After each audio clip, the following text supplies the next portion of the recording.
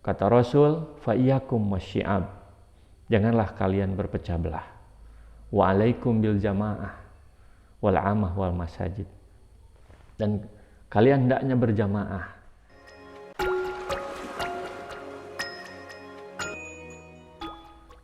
Sahabat bahagia di mana saja Anda berada,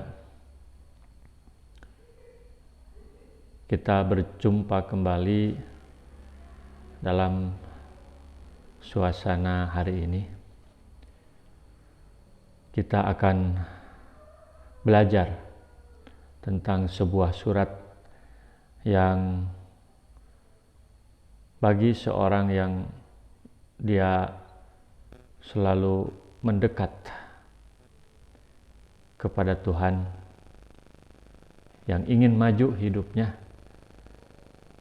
dia akan membaca surat ini setiap hari dalam salatnya. Dalam episode sebelumnya disebutkan bahwa kenapa orang masuk neraka Sakor, karena mereka diantaranya tidak melaksanakan sholat, hubungannya kurang dekat dengan Tuhan. Dan kita juga sudah belajar sesuai dengan tertib nuzul dalam surat Al-Alaq. Tuhan kita memerintahkan kepada kita untuk belajar Bismi Rabbik, atas nama Tuhanmu. Dan dalam surat ini kita akan dikenalkan dengan sebuah nama. Nama ini adalah nama Tuhan kita, nama Tuhan manusia, yang akan menjadi bahan bakar, energi luar biasa bagi seseorang untuk menggapai kesuksesan baik di dunia maupun di akhirat, yaitu surat Al-Fatihah. Al-Fatihah sendiri berarti pembuka. Bisa berarti ini adalah sebuah pembukaan kesuksesan. Fatah atau futuh itu sendiri berarti merdeka. Artinya sebuah deklarasi, sebuah proklamasi kemerdekaan diri, karena dia sudah mengenal Tuhannya dan hanya menyembah kepada Tuhannya itu. Kita selalu membaca 7 ayat ini dimulai dengan Bismillahirrahmanirrahim. Dengan nama Allah yang Maha Pemurah lagi Maha Penyayang. Kalau kita bagi surat ini menjadi 3 bagian. Yang pertama, ayat 1-4 berbicara tentang demi nama Allah. Ini mengenai akidah, mengenai keyakinan, mengenai pikiran yang besar, jiwa yang besar, bahwa dimulai dengan melakukan sesuatu atas nama Allah. Bila sebelumnya orang-orang Mekah juga sudah menyembah Allah, Tuhan mereka juga namanya Allah, tetapi Allah yang mereka bayangkan tidak sama dengan yang sebenarnya, sehingga dalam ayat-ayat sebelumnya tidak disebutkan nama Allah, lebih banyak Bismi Rabbik, Tuhanmu, dengan hitobnya, dengan yang dituju adalah Tuhan Nabi Muhammad.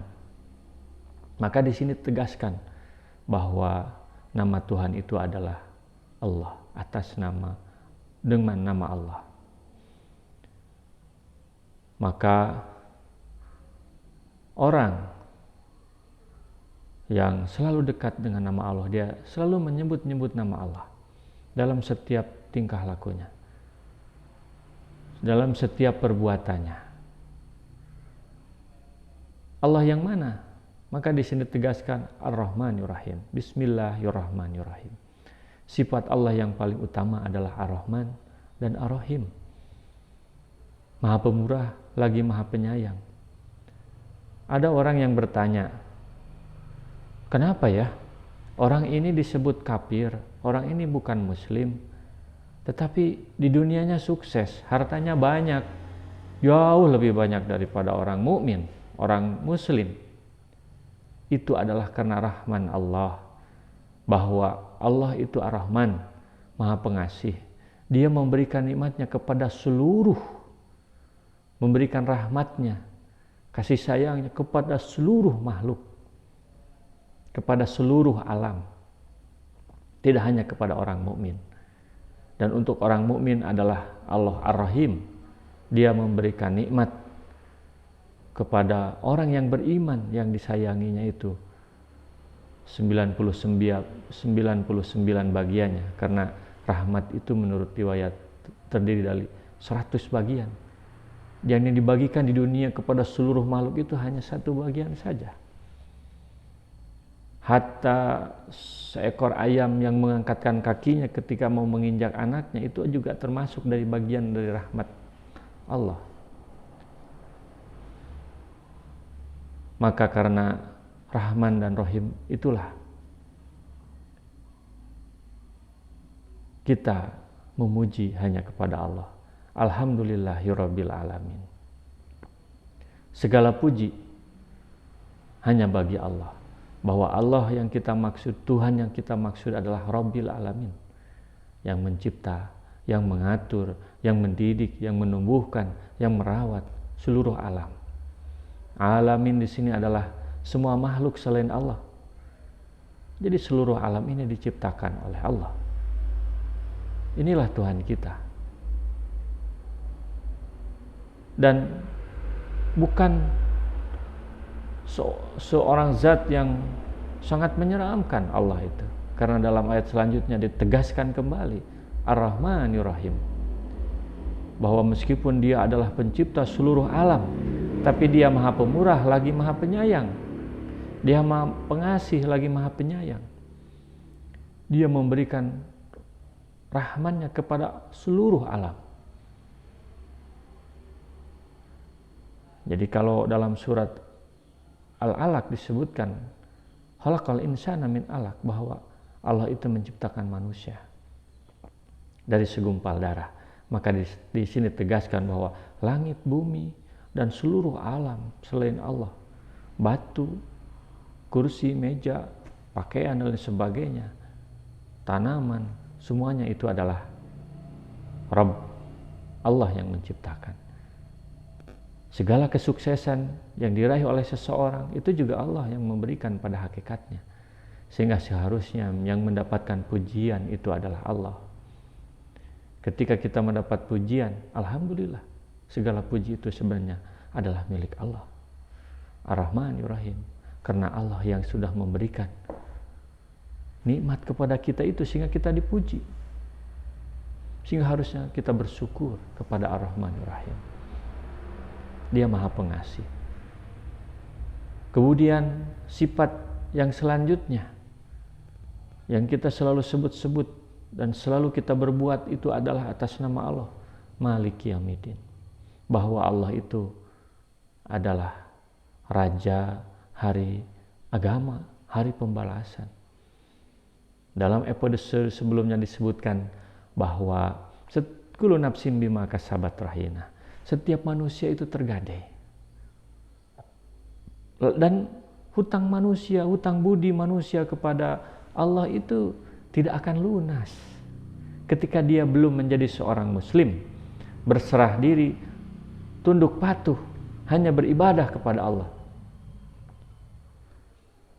Maka ini adalah sebuah dasar pondasi keyakinan yang sangat luar biasa, yang akan menjadi energi bagi seseorang ketika melakukan kebaikan. Tidak hanya ingin mendapatkan pamrih di dunia, dia hanya berharap balasan di Yaumiddin, hari pembalasan, yang pada waktu itu tidak ada lagi penguasa, tidak ada lagi raja selain daripada Allah. Allah yang akan memberikan keadilan ke setiap manusia yang hari ini di dunia diberlakukan tidak adil, rakyat yang ditindas oleh penguasanya. Sehingga pada waktu itu Allah memanggil, mana para penguasa yang dolim itu? Datang ke sini. Dan mereka semua itu nanti akan dimintai pertanggungjawaban. Hutangnya harus dilunasi semua. kecuali orang-orang yang memilih berada di jalan Allah. Mereka sudah lunas ketika di dunia menjadi seorang muslim. Yang kedua, ini ringkasan daripada surat Al-Fatihah. Tadarus surat Al-Fatihah. Belajar secara bertahap sesuai tertib nuzul menggapai kesuksesan di dunia dan di akhirat. Yang kedua adalah ibadahku hanya kepadamu. Setelah kita meyakini, setelah kita melakukan segala perbuatan atas dasar atas nama Allah Ar-Rahmanir Rahim, Rabbil Alamin, Maliki Yaumiddin, bahwa setiap perbuatan kita itu tidak hanya akan diselesaikan di dunia, tetapi setelah mati pun kita akan dimintai pertanggungjawaban. Maka jawabannya adalah Iyyaka na'budu wa iyyaka nasta'in. Ibadahku hanya kepadamu. Hanya kepada Engkaulah. Hanya kepada Engkaulah. Iyyaka na'budu. Beribadah. Ibadah itu artinya taat, tunduk, patuh. Wa iyyaka nasta'in. Tunduk, patuh, taat. Baru minta pertolongan. Bahwa di akhirat nanti ketika orang masuk ke dalam neraka Syaqar, ketika guncangan luar biasa di hari akhirat, yang diharapkan itu adalah pertolongan. Dan hanya kepadamu ya Allah kami bisa minta tolong. Sehingga hari ini ketika di dunia kita sebaiknya Iyyaka na'budu, hanya kepada Engkau kami beribadah. Maka setelah memiliki akidah yang kuat dengan membaca Al-Fatihah ini, kita harus punya ketaatan, ketundukan kepada syariat Islam, kepada Allah. Na'budu. Dan di sini diisyaratkan kami bahasanya. Na'budu pakai nun jama'. Karena dalam sebuah hadis disebutkan riwayat Ahmad bahwa syaitan itu adalah serigalanya manusia. Dia akan menerkam manusia yang hidup sendirian. Maka kata Rasul, fa iyyakum wasyi'ab. Janganlah kalian berpecah belah. Wa alaikum bil jamaah wal amah wal masajid. Dan kalian hendaknya berjamaah dan bersama juga berkumpul dalam masjid. Itu amanat dari Rasul. Itu isyarat dari Iyyaka na'budu wa iyyaka nasta'in. Sebaiknya sholat yang kita lakukan berjamaah, sebaiknya ibadah yang kita lakukan berjamaah, sehingga tidak menyimpang dari jalan Allah. Iyyaka na'budu. Inilah perlunya dakwah, kita mengajak. Semakin banyak orang yang tunduk kepada Allah, semakin kuat juga permintaan kita kepada Allah. Dan harus diingat di sini na'budu dulu baru nasta'in. Kita beribadah dulu, kerja dulu baru minta pertolongan. Itulah azabna atau tata kramanya. Tidak minta dulu. Kita beramal dulu baru berdoa. Jadi tidak hanya doa untuk menggapai kesuksesan itu, tapi juga harus ibadah. Dan ibadah itu tidak hanya zikir, tidak hanya sholat, sebagaimana dalam nanti disampaikan dalam surat Al-Mujammil juga, bahwa semua yang kita lakukan itu juga ibadah ketika kita lakukan atas nama Allah, demi nama Allah. Hanya kepadamu ibadahku hanya kepadamu. Dan yang ketiga, dari ketika kita membaca surat Al-Fatihah ini adalah baru kita berdoa. Setelah ibadah baru meminta. Dan dalam permintaan itu kita berharap napaktilah seorang sukses. Ihdinas syiratal mustaqim. Jadi kita meminta kepada Allah dalam sholat kita agar kita diberikan petunjuk. Ini bagaimana kami sedang menanam tanaman, ternyata ini banyak hamanya ternyata jelek, hujan besar, hamanya banyak, buahnya kurang bagus. Ihdinas syiratal mustaqim, tunjukilah kami jalan yang lurus, tunjukilah kami cara menanam yang baik. Dalam hidup ternyata kita bingung, ini mana yang benar, mana yang salah. Tunjukilah mana yang halal dan mana yang haram. Syiratal mustaqim itu adalah ibarat jalan tol, jalan yang lebar dan luas. Ada sabil, jalan kecil, itu jalan perkampungan yang akhirnya kembali ke jalan tol biasanya. Maka ketika kita ingin punya cita-cita, punya harapan, punya visi, mintalah kepada Allah petunjuk. Dalam sholat itu adalah kesempatan kita untuk meminta. Ihdinas syiratal mustaqim. Dan jalan hidup yang paling bagus adalah Islam. Itulah hari ini yang diridhoi oleh Allah Subhanahu wa taala. Sehingga kita selalu memohon agar setiap amal yang kita lakukan, setiap ibadah yang kita lakukan, karena pada saat itu masyarakat Arab pun ibadah, tetapi ibadahnya salah, ibadahnya kurang tepat, sehingga mereka seperti sedang melakukan ibadah, seperti sedang menghindar dari api neraka, tetapi ternyata dia mendekat kepada neraka itu seperti keledai liar. Itu yang dilakukan oleh mereka karena salah langkahnya. Maka kita meminta kepada Allah. Apa syiratal mustaqim itu? Syiratal mustaqim itu adalah syiratal ladzina an'amta alaihim ghairil maghdubi alaihim waladdallin. Orang-orang yang engkau beri nikmat, bukan orang yang engkau marahi, dan bukan orang yang sesat. Ini berhubungan dengan jalan yang benar, ini berhubungan dengan ilmu yang benar. Bahwa kita berharap menjadi orang sukses, maka orang sukses itu adalah orang yang diberi nikmat. Meskipun tadi nikmat itu Ar-Rahman, Allah memberi nikmat kepada semuanya. Kadang-kadang orang yang tidak beriman pun dia mendapatkan nikmat. Dan kita meminta sukses seperti mereka. Kita bisa belajar tentang kesuksesan mereka. Tetapi orang yang diberi nikmat itu kita minta ghairil maghdub, bukan orang yang dimarahi. Ada juga orang yang diberi nikmat, buli nikmah, tetapi dia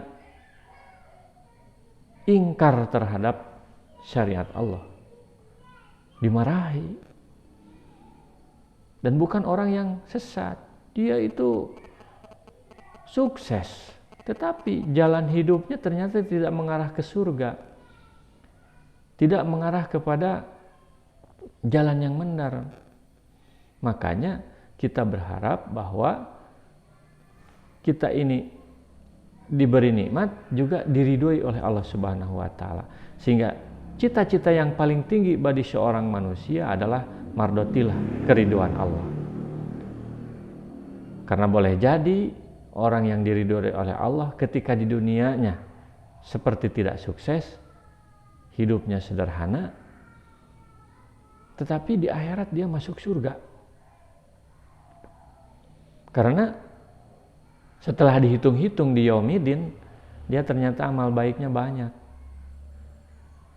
Maka kita meminta kepada Allah agar diridhoi oleh Allah Subhanahu wa taala, diberi petunjuk untuk mendapat kesuksesan, tidak hanya kesuksesan di dunia, tapi juga kesuksesan di akhirat.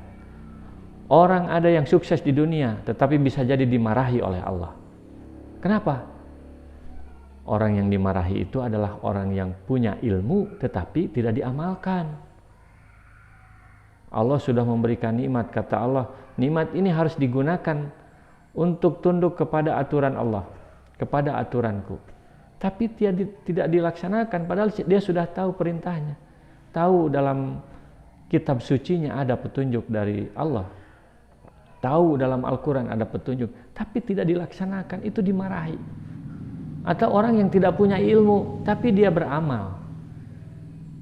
Nah itulah orang yang dolin, orang yang sesat. Makanya kita meminta kepada Allah dalam setiap sholat kita, bahwa sholat kita itu adalah sebuah pertemuan, sebuah dialog langsung dengan Allah Subhanahu wa ta'ala. Dengan surat Al-Fatihah ini, kita seperti berhadapan langsung dengan Allah. Iyyaka na'budu. Ya Allah, hanya kepada Engkau kami beribadah. Wa iyyaka nasta'in. Ihdinas siratal mustaqim. Kenapa ya ini belum sukses-sukses begitu kan? Perjuangan ternyata belum ada celah terangnya untuk mencapai keberhasilan itu. Ihdinas siratal mustaqim. Tunjuki bagaimana dulu para nabi bisa sukses, orang-orang soleh bisa sukses, orang-orang para pahlawan bisa sukses menggapai kesuksesan. Bagaimana itu mereka bisa begitu? Ihdinas siratal mustaqim, siratal ladzina an'amta 'alaihim ghairil maghdubi 'alaihim waladdallin.